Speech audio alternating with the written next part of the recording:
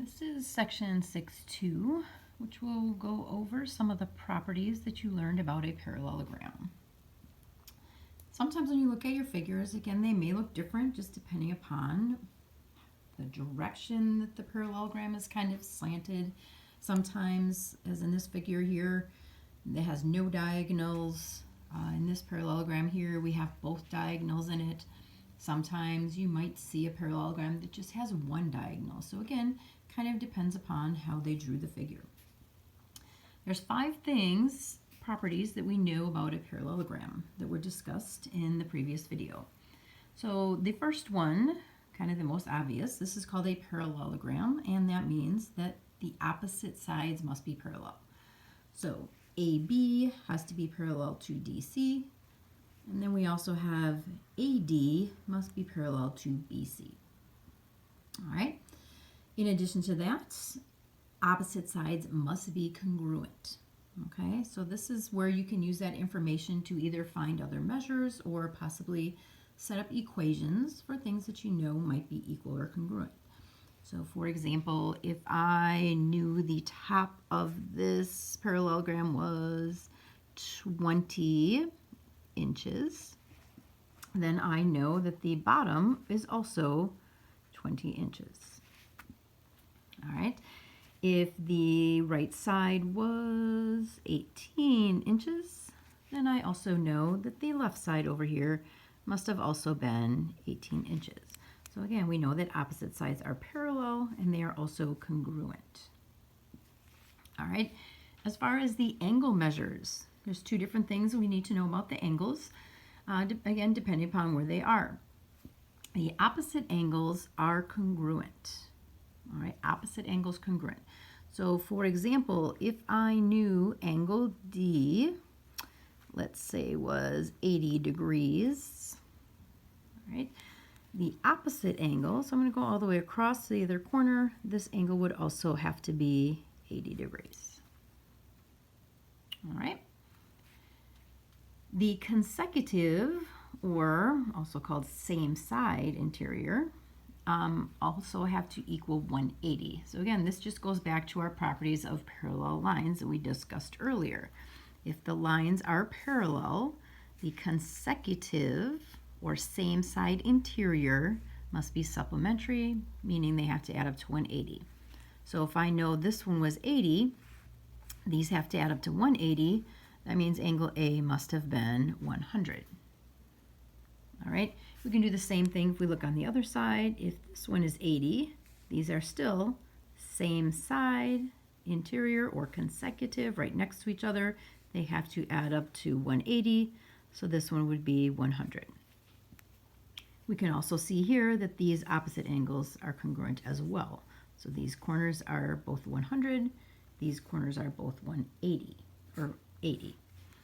And again, any corners next to each other, we have 180 here, 180 here, 180 here, 180 here. All right. Diagonals. So again, this picture didn't have any diagonals in it. This one does. So what happens if you have diagonals? A couple things when you look at the picture. You'll notice you see several triangles. We can still use information about triangles. That's still good. We have alternate angles in here. So again, we've talked about, like I call them the Z. So again, we can use that information because again, our lines are parallel. So all that stuff is still going to be true. All right. As far as the lengths of the diagonals, the property says that the diagonals bisect each other. So bisect means divides equally into 2 parts. So if you look at the figure I have here, we can see that this segment from X to T is 6 centimeters. So what that means is the other half of that segment. So if I follow that segment all the way across, if X to T was 6, that means X to M would also be 6 centimeters. The other diagonal, go in this other direction here, we can see from H to X is 3. So if that segment is 3, the other half, if I keep on going across the parallelogram, would also be 3 centimeters. All right. In this figure here, you can also see that I have some other measurements on the segments. The top segment of the parallelogram, MA, is 8. So again, similar to what we talked about in the first figure, if this is 8, then the bottom segment here must also be 8. If the left side here is 5 centimeters, then I know the right side over here has to be 5 centimeters as well.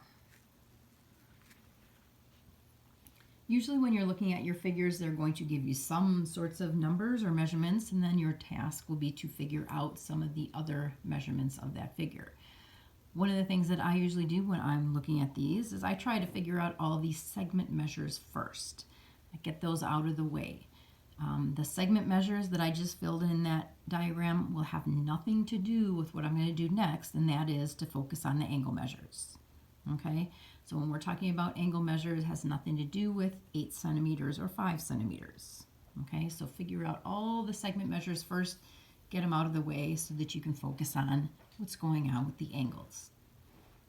To work with the angles, you can use the two things we just talked about here, again, depending upon where they are and what they're asking you.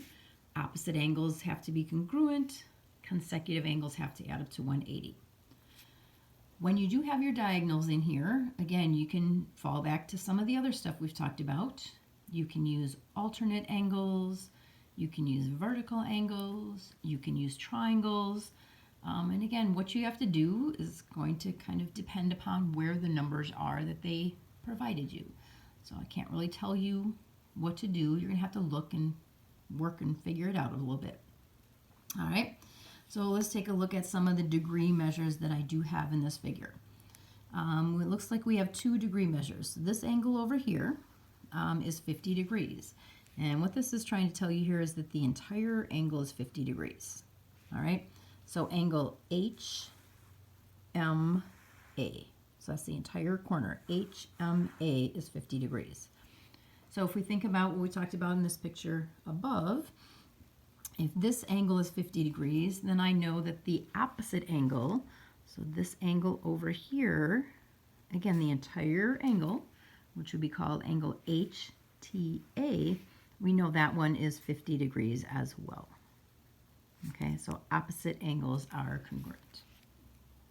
All right, the other number that I have in this figure, I see a 46 degrees up there. All right, and this is where we're going to go back to what we did a long time ago.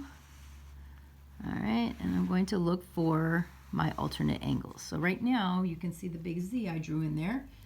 Those are, again, these are my parallel lines. This is what we call our transversal. Okay, we have alternate interior angles. So if this angle here was 46, this angle over here would be 46 degrees as well. All right. Sometimes you can find all the angles in there. Sometimes they didn't give, in this particular one, I don't think I have enough information, but we can find at least one more angle that I can think of. All right. So going back to our consecutive angles. So we know that both of these angles were 50. Those were our opposites. So how could I find, this angle that you see right here? All right. So first of all, it looks kind of large, so I know it's not going to be 50. So going back here, again, we had 80 and 80. Those were opposites. But if I look at the ones that are consecutive or next to each other, they have to add up to 180. So if our angle in this upper left corner was 50 degrees, this angle here by H, so angle MHT, that whole big corner, which is made up of 2 smaller ones, this plus the 50 has to add up to 180. All right, because those are my consecutive. So if I take my 180, I subtract the 50 that we had over there, this big angle here that I have in purple would be 130 degrees. Okay, so that's the big one in purple all the way across. Now, with that information, I guess we could probably find some more angles. If the entire angle that I have outlined in purple was 130, if this little green part of that corner was 46, together, these two right next to each other have to add up to 130. So I could find this other part right next to it. So we know the entire angle is 130. If we subtract the 46, which was the green part there, that means next to the green one here, we would have to have 84 degrees. Okay, so you can see how that looks. Sometimes when the diagonal is in there, it gets a little bit confusing as far as trying to just focus on these angles. Okay, so when I did these, again, I'm kind of was ignoring that diagonal, 50 plus 130. Okay, the 130 was divided into these two smaller parts. So the 84 plus the 46 gave me the entire corner, which was 130. All right.